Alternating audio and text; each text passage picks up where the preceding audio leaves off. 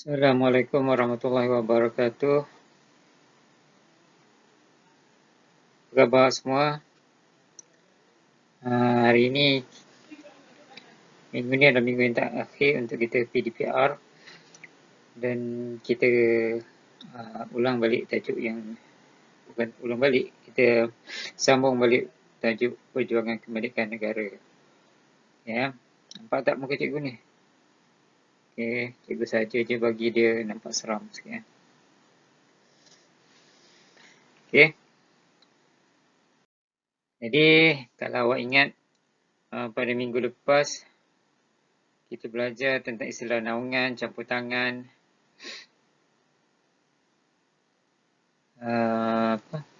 penjajahan, kemudian kita belajar kuasa asing dan campur tangannya dan menjajah di negara kita. Apakah kuasa-kuasa asing yang datang dan seterusnya, macam mana dia menjajah negara kita. Untuk minggu ni kita belajar yang nombor 3 dan nombor 4 ni lah. Faktor kedatangan, kenapa dia datang, dan kesan daripada pencampur tangan dan penjajahan kuasa asing terhadap pentadbiran sosial dan ekonomi negara. Ya. Jadi untuk standard kandungan tak berubah. Standard pembelajaran kita, faktor kedatangan kuasa asing. Okay. Yang kedua, kesan campur tangan.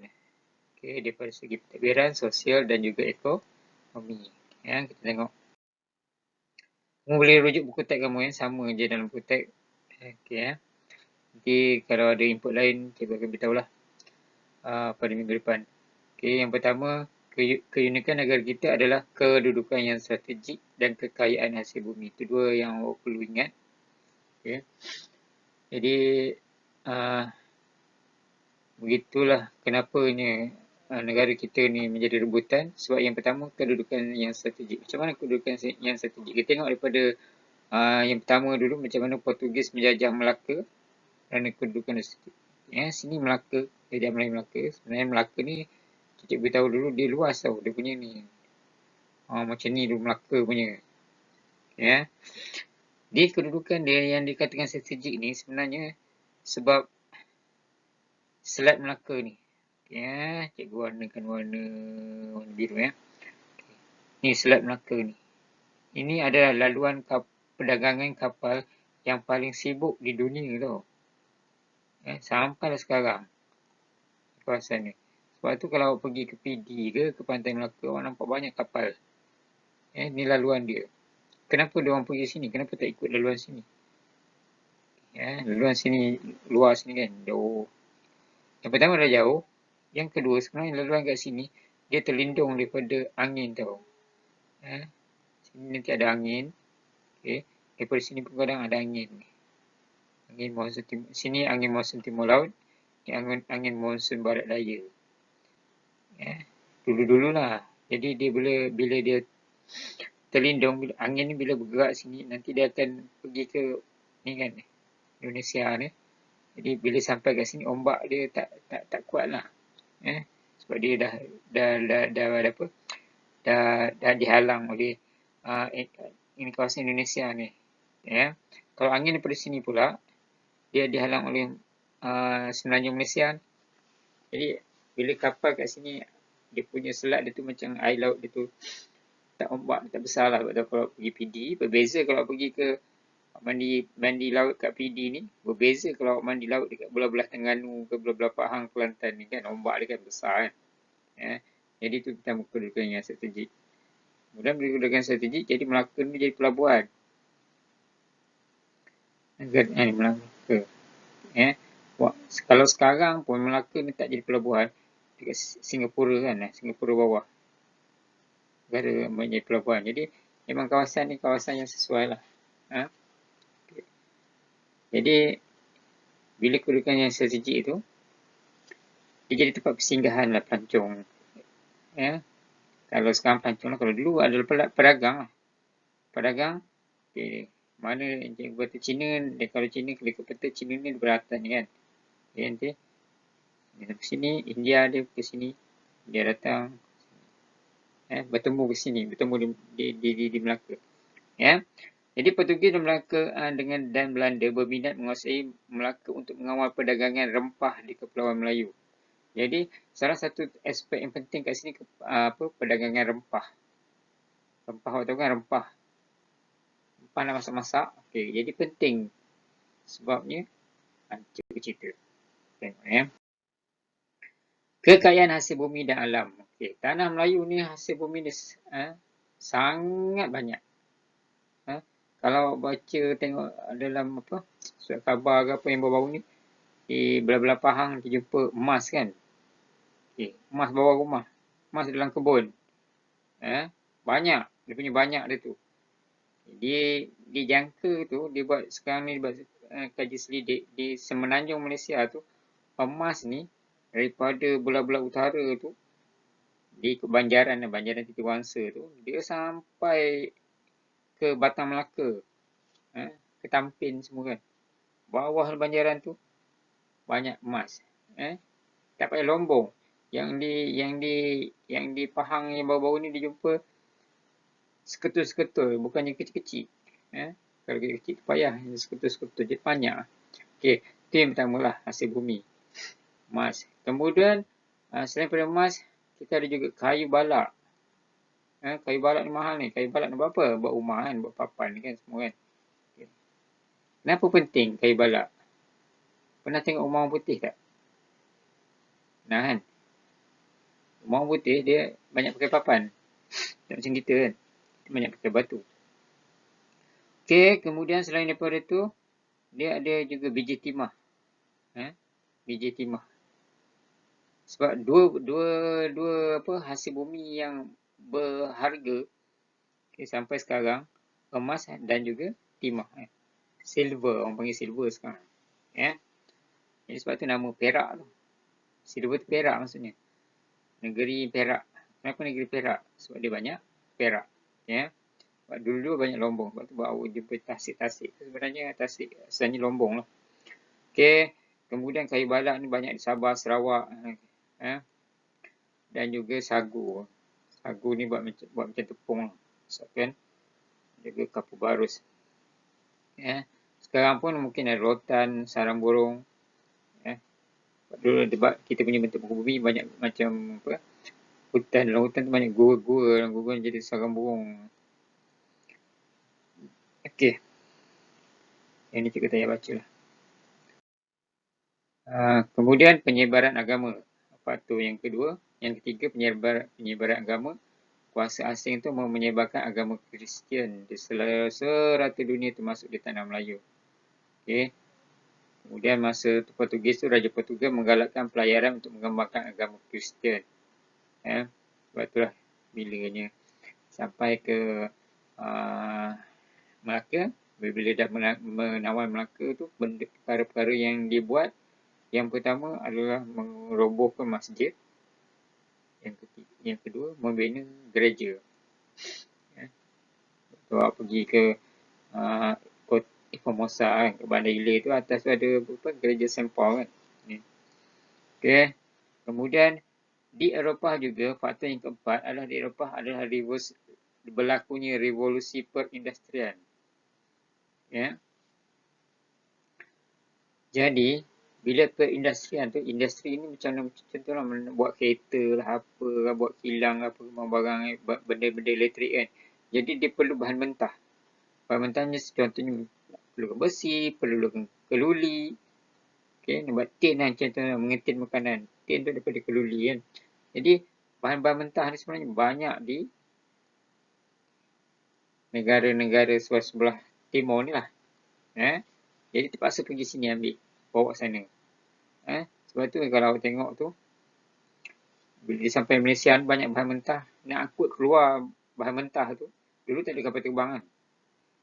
Jadi dia orang ikut kapal. Jadi dia dengan secara tak langsung dia terpaksa membina landasan kereta api. Kenapa? Sebab nak bawa barang-barang ni nak pergi ke pelabuhan. Nak hantar atas kapal laut bawa ke negara dia balik. Kemudian yang kelima adalah kemasyhuran. Kemasyhuran, glamour lah. Kalau kuasa asing pergi ke satu tempat, dia menawan tempat tu, dia rasa dia masyhur lah, glamour. Ya. Sebab pada akhir tu, pada sebelum mereka tu, kuasa yang paling kuat tu adalah British. Banyak negara di dunia tu British. Sebab tu negara-negara yang pernah ditawan oleh British dipanggil negara Commonwealth. Nanti awak boleh type Google negara-negara Commonwealth. Nanti banyak senarai negara-negara. Kalau awak ingat, apa awak tahu ke, kita ada pertandingan apa, sukan Commonwealth. Sukan Commonwealth tu maksudnya negara-negara yang pernah dijajah oleh British. Okey. Kemudian apa lagi ya? James Brooke. Okey, James Brooke menguasai Sarawak setelah melihat kejayaan British di Pulau Pinang dan Singapura. Ya. James Brooke ni orang British juga asalnya. Dia menguasai Sarawak setelah melihat kejayaan British di Pulau Pinang. Pulau Pinang ni pun macam James Brooke je lah. Pulau Pinang ni orang British pertama Francis Light. Dengan sementara di Singapura ni Raffles. Stanford Raffles. Ya. Jadi dia menguasai tu. Jadi James Brooke ni tengok daripada dua orang ni, dia pun cubalah di Sarawak pula. Ingat minggu lepas cerita James Brooke punya tu, turunan dia. Okey, kemudian apabila berlakunya penjajahan ni, bila biasa penjajahan, menyedarkan kita betapa pentingnya kedaulatan negara, kita kena pertahankan lah. Dia senang macam ni lah. Cikgu bagi contoh. Cikgu bagi contoh. Ada orang datang rumah kita, tapi dia pula pergi bilik air kita, dia baring atas katil kita pula terpaksa baring kat luar. Jadi apa rasanya? Marah kan? Jadi kita kena mempertahankan lah rumah kita. Macam tu lah. Jadi macam tu je negara. Ni tempat tinggal kita. Bila ada orang luar yang sibuk-sibuk nak bercampur tangan, kita kena pertahankan dia supaya itu menunjukkan kedaulatan negara kita. Kita kena beda tu lah. Okey.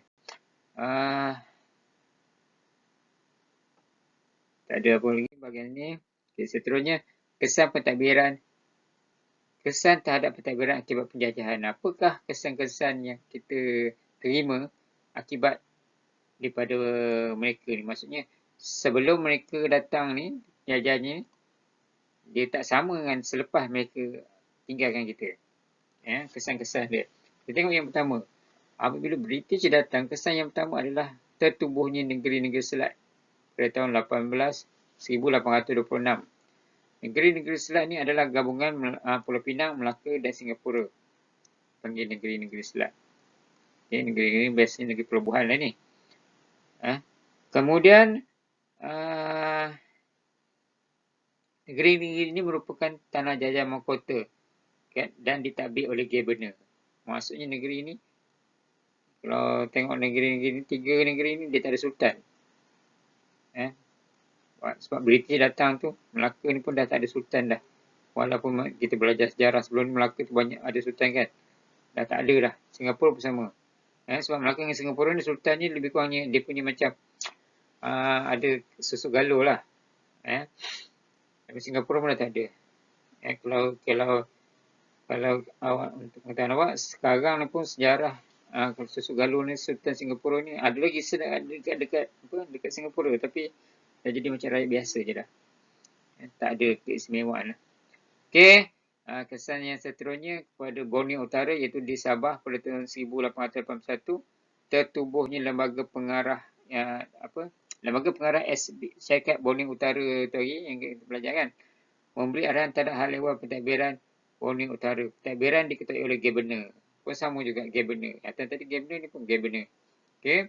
Kemudian di Sarawak, kesan di Sarawak pada tahun 1841, pemerintahan bercorak monarki dikenalkan. Pemerintahan Sarawak dikenali sebagai Rajah Putih. Monarki ni macam keturunan dia lah. James Brooke kan. Jadi dia buat pemerintahan monarki. James Brooke. Okey, lepas habis James Brooke, turun kepada saudara-saudara dia pula ke bawah je. Pemerintah. Tak ada turun kepada lain lah. Okey. Pentadbiran Sarawak dibagikan pada 5 bahagian dan ditadbir oleh residen. Kerana Sarawak tu besar, ditadbirkan, dipecah pada 5 dan diketuai oleh setiap kawasan tu diketuai oleh residen lah. Macam kita contoh kalau Tampin, pegawai daerah. Macam itulah. Okay. Kemudian bagi negeri-negeri bersekutu pada tahun 1896, negeri-negeri bersekutu adalah Perak, Selangor, Negeri Sembilan dan Pahang disatukan jadi negeri-negeri bersekutu. Ya. Tadi Negeri Selat kan, Negeri Selat 3 buah negeri dia ada gabenor. Okey. Negeri yang ni 1 2 3 4 ni. Okey, Perak, Selangor, Negeri Sembilan dan Pahang dia namakan negeri-negeri bersekutu. Kemudian residen British dilantik untuk mengurus pentadbiran negeri-negeri. Residen British tidak boleh mencampuri hal ehwal agama Islam dan adat istiadat orang Melayu.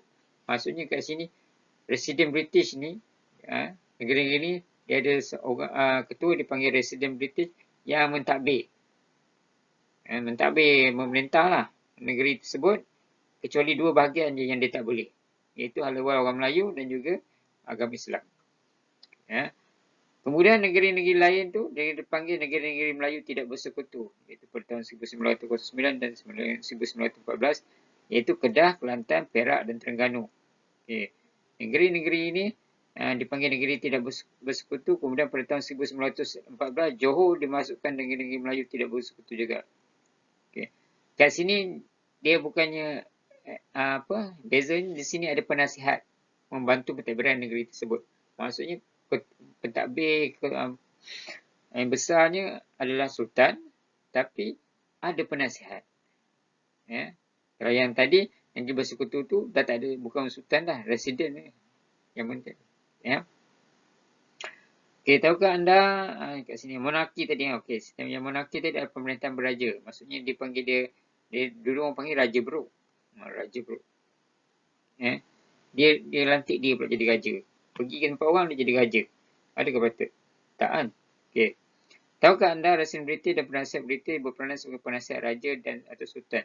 Tanah Jajah Mahkota ialah negeri yang diperintah secara langsung oleh kerajaan British. Tadi Tanah Jajah Mahkota tadi, negeri Selat tadi kan 3 ni, dia perintah secara langsung oleh kerajaan. Maksudnya itu kuasa mutlak atau ketiga British tu ambil atau 100% memerintah.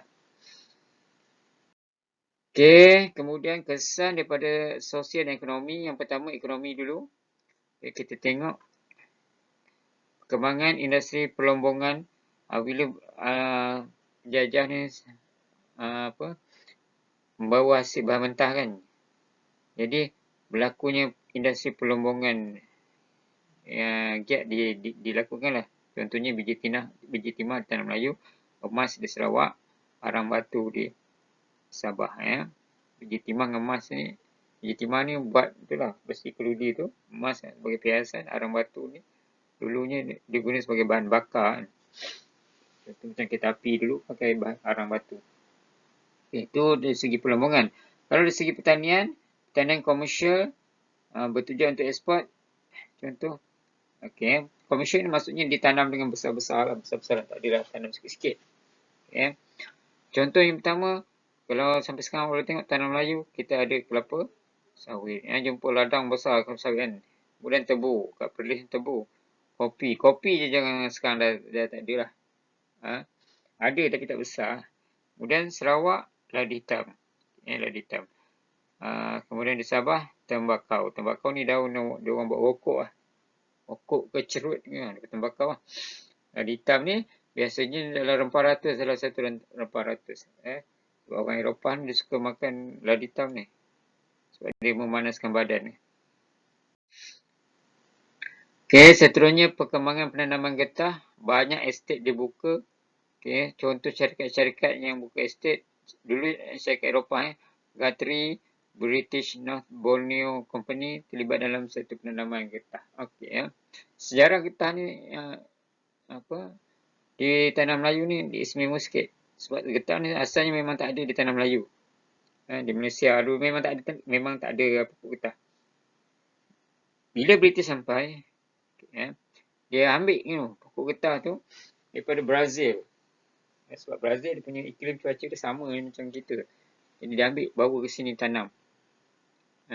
Di getah tu dulu Revolusi perindustrian getah kan digunakan untuk contohnya macam kereta buat tayar kan, tayar. Dulu dia orang kebanyakannya menggunakan 100% lah getah asli. Sekarang ni dah banyak campur-campur kan. Okay, selain daripada pengembangan pertanian, sistem perbankan moden diperkenalkan. Okay. Ni ada 3 bank, 2 bank ni. Mercantile Bank dan juga Chartered Bank ditubuhkan. Okay. Dua-dua ni rasa cikgu dah tak ada sekarang kot nama bank. Tapi kesan daripada bank ni sampai sekarang banyak bank-bank ni buka. Okay. Seterusnya, kesan sosial akibat penjajahan. Kesan sosial pula. Yang pertama, pembentukan masyarakat majmuk. Okay.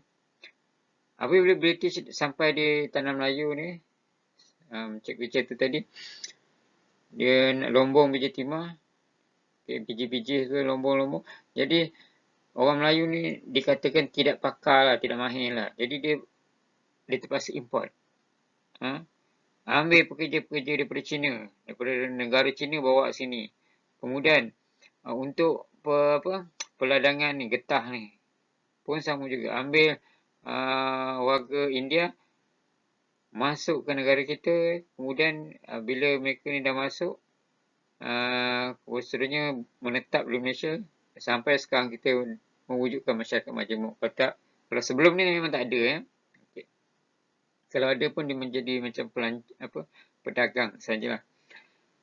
Kemudian perkembangan bandar-bandar baru. Contoh bandar baru muncul sebagai pusat pentadbiran, perdagangan dan pelabuhan. Contoh bandar-bandar baru, Kuala Lumpur, Ipoh, Taiping, Seremban, Sibu. Sini. Masuk bandar baru ni, dulu dia bukan bandar. Dia biasa-biasa je. Tapi bila dah contoh buat pelombongan, kat situ orang dah tertumpu. Bila dah ramai, dia sebab dia sumber ekonomi, jadi orang akan bertumpuk sana lah. Jadi bekerja situ. Jadi akhirnya dia jadi pusat pentadbiran, perdagangan dan pelabuhan. Pusat pentadbiran lah. Jadi ramai orang duduk situ. Sampai sekarang kalau tengok bandar-bandar ni adalah antara bandar-bandar yang besar. Contohnya macam Seremban lah paling dekat kan. Kalau Negeri Sembilan kita Seremban kan. Orang tak ramai tempat lain. Sebab dulu memang daripada dulu dah situ ada pusat tumpuan orang. Kemudian perkembangan sistem pendidikan. Bila adanya masyarakat majmuk ni, sistem pendidikan pun terpaksa berubah dengan adanya sistem pendidikan vernacular mengikut aliran. Sebab tu kita ada sekolah kebangsaan, sekolah jenis kebangsaan Cina, sekolah jenis kebangsaan Thailand. Itu maksudnya sistem vernacular lah. Selain daripada itu, ada juga sekolah-sekolah Inggeris ditubuhkan di kawasan pekan dan bandar. Dulu ada sekolah-sekolah Inggeris, sekarang tak ada lah. Pendidikan pada peringkat matap untuk melatih bakal guru pun diperkenalkan lah. Okay, jadi wujudnya matap perguruan. Ambil orang tempatan untuk belajar, kemudian untuk keluar mengajar. Jadi cikgu. Okay, seterusnya perkembangan sistem pengangkutan dan perhubungan. Bila penjajah memerlukan macam cikgu itu tadi, jalan kereta api terpaksa dibina, jalan raya dibina untuk memudahkan hasil dihantar ke pelabuhan. Selain daripada itu, sistem pos, telegraf, telefon diperkenalkan. Okay. Jadi, terpaksa mengenalkan sebab dia adalah perhubungan kan. Telefon kan. Dulu tak ada telefon di Malaysia ni. Jadi, oleh kerana British tu memerlukan perhubungan, jadi dia nak tak nak ke, suka ke tak suka, mereka terpaksa adakan di negara kita. Okay. Sebab dia penting bagi dia. Kalau tak penting bagi dia, tak buat kot. Perkembangan perkhidmatan kesihatan. Okay. Pembukaan hospital dan dispensary. Dispensary ni tempat ambil ubat lah. Untuk merawat pesakit diperkenalkan. Contohnya pada tahun 1880, Hospital Taiping dibina. Ia merupakan hospital pertama di negara kita lah. Okay. Eksploitasi sumber bahan. Eksploitasi itu adalah mengambil kesempatan sumber bahan mentah oleh penjajah menjadikan kita betapa pentingnya kedaulatan dan kemakmuran negara dipelihara. Kita perlu tahu bahawa segala kesan pentadbiran sosial dan ekonomi yang wujud adalah untuk kepentingan pihak penjajah semata-mata. Macam cikgu itu tadi lah. Apa yang dibuat ni semua asalnya bukannya untuk bagi pada kita, tapi sebab kepentingan kepada dia. Kalau tak buat jalan, macam mana nak angkut barang? Kalau tak ada hospital macam mana? So, kerja dia sakit. Bila kerja dia sakit, tak boleh bekerja. Bila tak boleh bekerja, tak dapat hasil. Macam mana? Bila tak dapat hasil, macam mana hasil nak bawa ke negara asal mereka? Jadi semua-semua tu ada sangkut paut. Okay. Jadi itu habis untuk topik ni. Kita balik, imbas kembali. Yang pertama, kuasa asing di tanah air. Okay. Topik dia naungan, campur tangan, penjajahan. Apa maksud naungan, campur tangan, apa penjajahan? Ada beza dia sikit kan. Seterusnya campur tangan dan penjajahan kuasa asing. Siam, Portugis, Belanda, British, Jepun, Pulau Gebrook, Syarikat Borneo Utara British. Itu ada kuasa-kuasa asing. Bumi bertuah menjadi rebutan. Kenapa rebutan? Kedudukan strategik, kekayaan hasil bumi, sumber alam, penyebaran agama. Tujuan dia revolusi perindustrian, kemasyhuran. Okey, sebab datang sini kan. Okay, seterusnya kesan penjajahan. Okey, yang pertama adanya negeri-negeri selat. Kemudian Sarawak, monarki, sistem beraja yang ambil Rajah Brooke tadi. Borneo, Syarikat Borneo Utara di Sabah. Negara-negeri Melayu bersekutu. Wujud negara-negara Melayu tidak bersekutu. Kesan ekonomi. Ada penanaman getah, perindustrian, industri pelombongan berkembang pesat. Pertanian komersial, tanam secara besar-besaran, sistem perbankan. Kesan sosial, masyarakat majmuk, wujudnya bandar-bandar baru, sistem pendidikan vernacular, mengajar guna bahasa ibunda sebagai bahasa utama kan. Perkhidmatan kesihatan, sistem pengangkutan dan perhubungan. Itu adalah kesan-kesan yang wujud. Kalau kita tengok ni, kesimpulannya ada kesan yang baik, ada kesan yang tak baik lah. Okay. Jadi seterusnya kita dah tamat topik ni. Nanti awak punya kerja. Latihan pada muka surat, buku teks muka surat 56 tu. Buat dalam buku latihan awak. Nanti minggu depan cikgu nak ambil semua, kompos semua kerja-kerja awak sepanjang PDPR ni. Cikgu nak bagi bank TP berapa lah. Jadi kalau mana-mana yang belum siap tu, kamu ada masa seminggu lagi untuk siap. Kalau tak siap kamu. Okey. Jadi itu saja untuk minggu ni. Jumpa lagi pada minggu depan. Assalamualaikum warahmatullahi wabarakatuh.